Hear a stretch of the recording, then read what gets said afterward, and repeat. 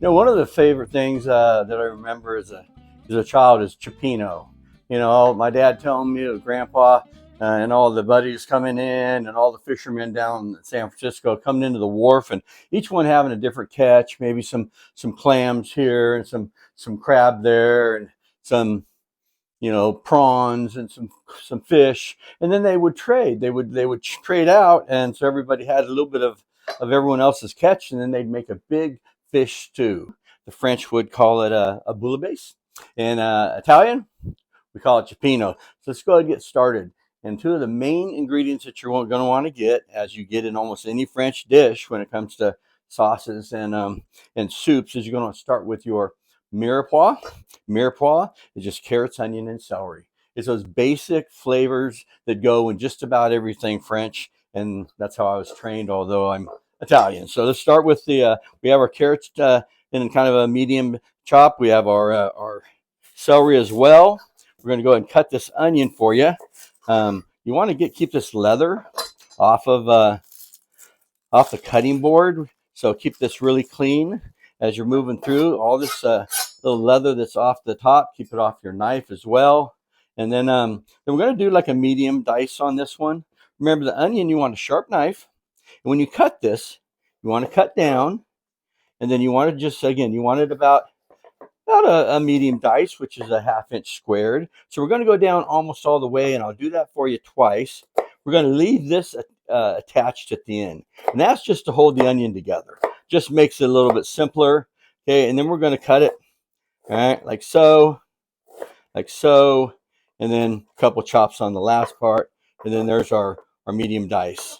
All right, and same thing here. I'll do this again. Again, cut down on about 9/10 the way through, just enough to hold it down. All right, cut it again. It's still connected on the back here. Cut those 1/2 inch pieces up. Get done.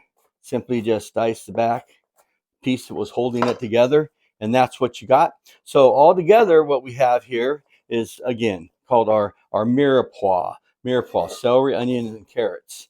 And briefly, I want to talk to you about some of the seasonings that's going to go in this cioppino. And this is called a bouquet garni, again, French, right? Bouquet garni is always parsley, bay leaf, and thyme. And it's something that you, again, pretty much win in everything that's either a sauce or a soup. All right. So the bay leaves, of course, I would suggest planting a baylor tree. We got a baylor tree in the back that's probably got 2,000 leaves on it. They'll grow and stay forever, and that's where you get your bay leaves. And remember, when you dehydrate seasoning, like bay leaves, for example, they're about 3 times as strong as fresh. But then again, that fresh is going to give it a completely different flavor. It's going to just really add a spark to your dishes. Then, of course, some parsley was always used, and then some thyme. Again, so these are the seasoning components, and these are the vegetable components. Again, the vegetable components are your mirepoix. Your seasoning components are your bouquet garni. And let's get started here. All right, next thing we're going to do is we're going to prepare our lobsters. Cioppino is a combination, again, of variety of shellfish. You have, within the category shellfish, I'll just do this quick. You have crustaceans, a separate category, which includes prawns, lobster, things multi-segmented items. The other side of shellfish, you have what's called mollusks, and mollusks are just either 1 or 2 shells. So that includes everything from clams to scallops, oysters. Those are all, of course, 2 shells. Snails, 1 shell. Abalone, single shell. So those 2, mollusks and crustaceans, and you put those together, and that's your shellfish. So with lobster on this particular dish, we're going to, first, the cioppino, we're just going to crack it in half. Try to keep my hand out of the way there. And what we do is we want to get all the way through and rock that knife. And this is going to go in shell and all, because the thing about cioppino is as it simmers, those shells are really going to extract a lot of extra flavor. Big important component to the dish is the flavor that comes off the shells. The lobster will go in with the shells. The crab will go in with the shells, and the clams will also go in with the shells. So again, cioppino is that dish that you're going to eat with both hands and some French bread. We'll talk a little more about that, but you want to stick the knife right here at the base of the tail. You can see that, and you cut it through. And now if I wanted to, just real quickly, if I wanted to roast this, let me show you what I would do instead of cutting it in half. I would open that up, open this piece up here. Okay, I'd go ahead and pull that out, pull that meat out. You try to get an angle here so you can see that. Comes out rather easy. Okay, pull that out. We're going to go all the way down to the shell, and then we're going to remove the lobster.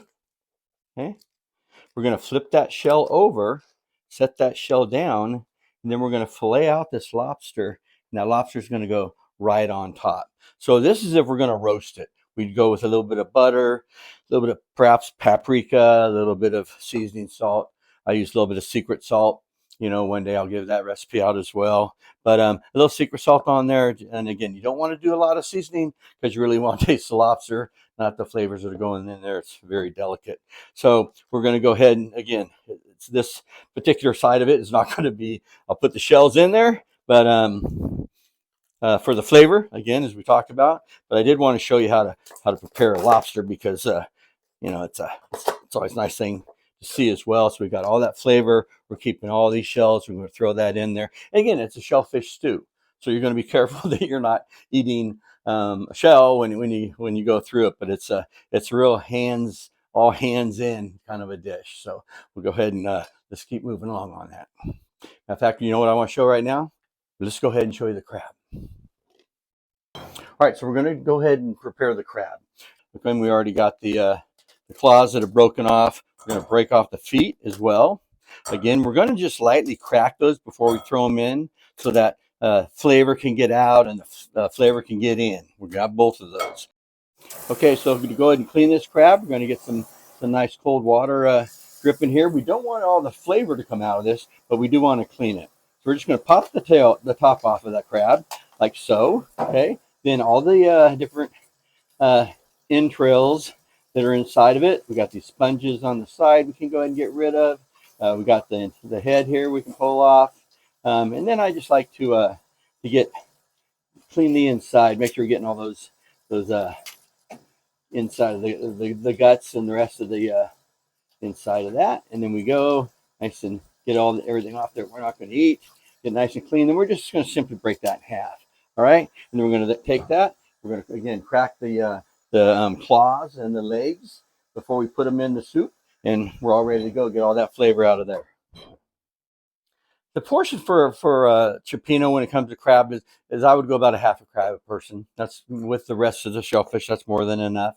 But this recipe that we're filming today is really going to be anywhere between 2 to 4 people.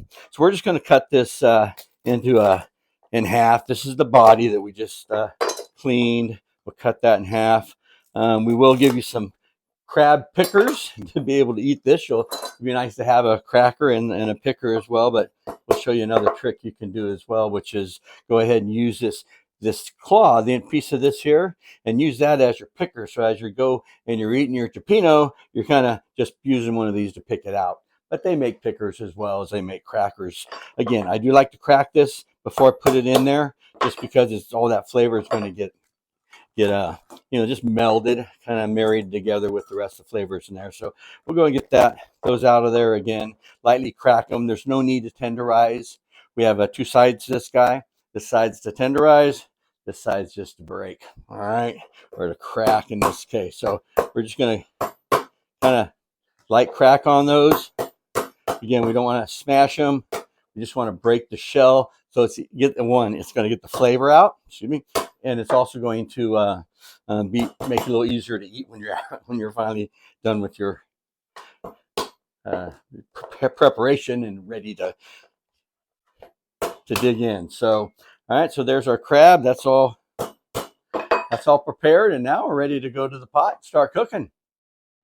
All right, let's cook this cioppino. Okay, we've taken a little bit of time prepping it, but it's going to be well worth it. All right, so we got a cast iron, not cast iron, excuse me, a nice thick aluminum pot. You can see how thick the gauge is on this. You really want something thick that's going to allow the heat to be able to hit everywhere on the bottom and kind of is more cohesively, bring the heat all together versus something that's thin. So a nice hot pot. And the last thing you really want to take a look at is the temperature. You want it hot when your food goes in. We're going to put our hand over here to make sure that the pot itself has been preheated. We're going to hold our hand about a foot above the flame there. Maybe that feels like that might need to go down just a touch. Then we're going to put this over here. And that's the same degree of temperature on my hand. That's going to tell us that our pan's ready to go. All right, so we're going to go ahead and start with our oil. And one thing, a little, I don't know if you want to call it a trick, there's a couple ounces of olive oil. That I like to do, though, is I like to go with olive oil and butter. If you go with straight butter, it's too easy to burn. Butter can't get to that high temperature that I really like to cook at when I start off my saute. So I go ahead and add the oil and the butter, and then the oil allows it to get a little bit hotter. So you can see that that's cooking. You can hear that sizzling now. We're going to go ahead and start with our aromatics. All right, I'm going to start off with some garlic in there. Again, we don't want that garlic to get too brown at all. We just want it to get lightly tan. Okay, if it gets dark, it's going to ruin your flavor there. So we let that garlic go until it's just nicely cooked. All right, just starting to get tan on us. You can see that it's starting to color around the edges. Now we're going to go ahead and go with our mirepoix. Remember, our carrots, onion, and celery. We're going to go ahead and go with that. Let that start to cook. We're going to go ahead and add a little Italian seasoning. A couple teaspoons of Italian seasoning right there. Teaspoon and a half. Okay, and then we're going to add our bouquet garni. Again, our bay leaf, parsley, and our thyme. We'll just throw that in there just like that. We're going to go ahead and let this go for a bit. Once that starts to cook down, we're going to get moving on the next step. Okay, so now a little trick I want to show you here. Again, we want these vegetables, which are very dense, especially the carrots are the most dense. We want these to cook, and they will continue to simmer as the dish goes. But if I want to just continue to let it cook a little bit more before I end up deglazing it, and we'll talk about deglazing in a second, is I'll just take a little squirt bottle that I have here of water, and I have one of these by my stove no matter where I'm cooking, because you can always just add a little bit. And it just kind of, in this case, it's just going to allow it to start steaming, so you can get more of those the ingredients kind of melding together, and then also cooking to where they're going to get tender as well. So a little squirt bottle, and one other thing is the shoulder towel. I didn't really go over that, but again, you always want to make sure you have a towel with you when you're cooking. So the shoulder towel, it's something that you keep on your shoulder, so it's not getting contaminated with the items around there that you might be working with. But you have something to keep your hands kind of wiped off and nice and clean. You can always flip it over. Again, cross-contamination is something you always want to be careful of, but we're using such fresh ingredients and everything, so of course extremely clean, so not really necessary, but good to have a towel on your shoulder. Okay, so we'll go ahead and look at our pot here, what we got going. These vegetables have cooked down nicely, especially after adding that little bit of water to it. And now, as these vegetables, mirepoix and bouquet garni, has been cooking, you can see it's kind of, it's supposed to kind of adhere to the edges of the pan, maybe even kind of cook up to the bottom of the pan. We want all that flavor in our cioppino. So that's why we add our wine now. And when we add this wine, what it's called is called deglazing. And deglazing is getting all of that flavor that's been cooked around in the pan. All that flavor needs to be into the sauce. So we use the term deglazing. You're probably familiar with seeing chefs maybe on TV where there's a flame comes out of the pan. They'll add liquid to a hot pan, and that's deglazing. Deglazing, again, gets all that flavor in there. That's why we added our wine. We let that cook out, again, to get all those flavors together. And right now we're going to go ahead and add our tomato products. Okay, we got a little over a pint there. I think it's 28 ounces actually of the diced tomatoes, and then same thing with the tomato sauce. Make sure we get all that out of there. All right. Okay, and then we're just going to stir this up a little bit. At this point, I'm going to add just a little bit of salt. All right. All right. And then just a little bit of pepper. We're not going to really do much to it now. Salt and pepper is normally something you're going to add at the end. So you'll go ahead and adjust the seasoning with that as well. And then we're also going to add just a touch of right down here, just a touch of sugar. That sugar is just going to kind of help with the acid. You don't need it a lot. We're not trying to make anything sweet, but a little bit of sugar will cut that acid. There you go. All right, so now that we got this at a nice simmer, we're going to want to let this simmer for about 10 minutes, 20 minutes. Just go ahead and leave it uncovered and let that continue to break down and those flavors to meld.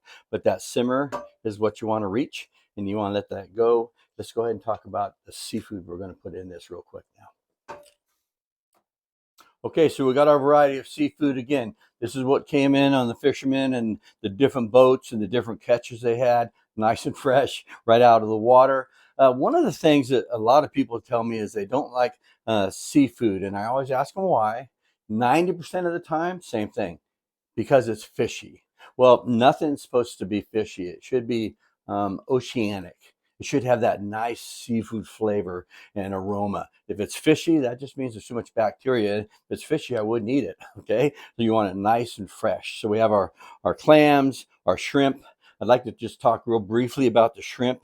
You can see how they've been deveined. Again, we want that shell because we're going to get the flavor out of that, but we want to get that vein out of the middle. So we just do a slight cut on that. We pull that vein out. It's dark. That's actually the digestive tract. We'll get rid of that, but we want all the rest of that flavor. We got our scallops here, again, out of the shell. And then we have some nice cod, again, a nice white fish. And we're going to add this. The only thing that we're not going to add right now is this and the crab, because this will only take a few minutes to cook, maybe 3 or 4 minutes, and the crab is cooked. It just needs to be brought up to temperature. But we're going to start with our lobster, again, with the shells, our clams, our shrimp, again, the scallops, and the lobster. We're going to go ahead and add that right now. Okay, so our sauce has been simmering for 15, 20 minutes. All those carrots and celery and onion had a chance to depart their flavor, as well as the aromatics, being the bouquet garni, parsley, bay leaf, and thyme.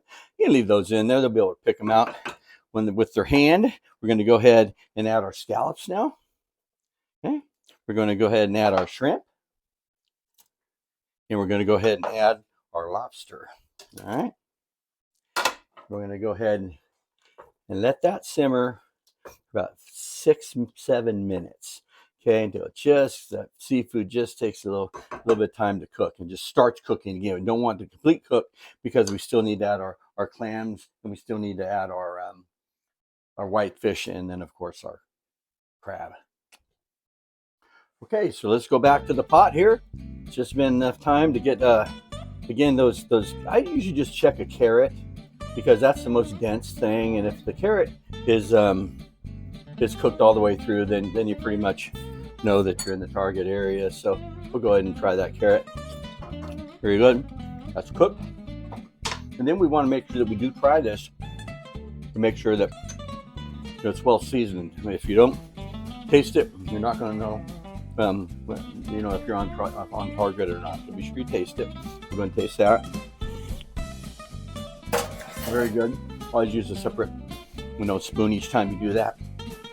I tasted it. I'm like, it could use a little more salt. I'm going to give it a little sprinkle there of kosher salt, and we're going to add the last of our ingredients. We're going to go ahead and add our white fish, which is our cod. Okay. We're going to add our clams. Let's really open up quickly. We're going to add our crab. And then we're going to turn this down to a simmer, and it's ready to go. Within just a matter of 5 minutes, that fish will cook, and then the rest of the flavors will kind of meld together. And then we'll go ahead and show you the final presentation of that. All right, there you go.